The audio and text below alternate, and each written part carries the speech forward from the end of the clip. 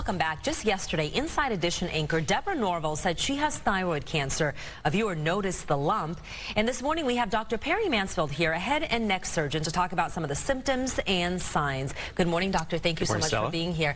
Remarkable that a viewer happened to see the lump. Sometimes we don't notice it on ourselves. It's very fortunate. You know, the nice thing about observation is that you can usually see larger thyroid lumps. So if you're noticing something that's unusual in the lower part of your neck, clearly you'd want to see your doctor for that. And you and I talked in advance, and you say that maybe more than 15 million Americans out there have some sort of thyroid issue and don't even know about it? You know, it's a very common and very popular problem.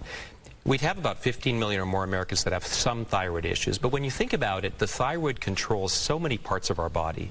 It controls our heart rate, our metabolism, our sleep, our fatigue, our heart rate, our weight, and so many other factors that it is such a critical organ, and unfortunately many times that can go astray, both metabolically and of course inside that organ sometimes you can get lumps that are cancerous. Okay, so who's more at risk when it comes to thyroid cancer? Because thyroid issues doesn't necessarily mean you have thyroid cancer. Not at all. In fact, the vast majority of are totally benign. So people should not be terribly worried about thyroid lumps, except a small percentage of those lumps are actually cancerous. People that are at higher risk, unfortunately, for example, women are at higher risk. Sometimes young patients can be at higher risk. People with genetic problems, we call those multiple endocrine neoplasias, are at higher risk. And those exposed to radiation. We saw that in Chernobyl, for example, or in Fukushima and other areas that were close to that have much higher risk of thyroid cancer. And you say younger patients, what are we looking at? I mean, my best friend was diagnosed with thyroid cancer when she was just 15, and a doctor just happened to notice the lump. She was at the doctor with her mom. 15 is young. Have you seen younger?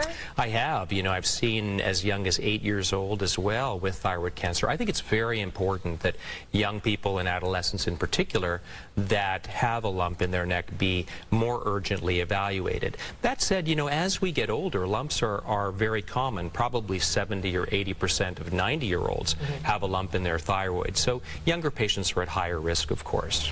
And so you can do a self-test at home. Can you walk me through that, maybe kind of show what are we looking at? Because you don't want to confuse the Adam's apple with a, you know, a thyroid. No, you know, self-examination in many aspects of medicine is very important. The thyroid is one that we can actually self-examine because it's fairly close to the surface. So, for example, in your particular case, the thyroid gland is located in the lower part of the neck here, and it's a dumbbell-shaped structure. So there would be almost a golf ball on the right side and a golf ball on the left side, and in between there is a little bridge of tissue.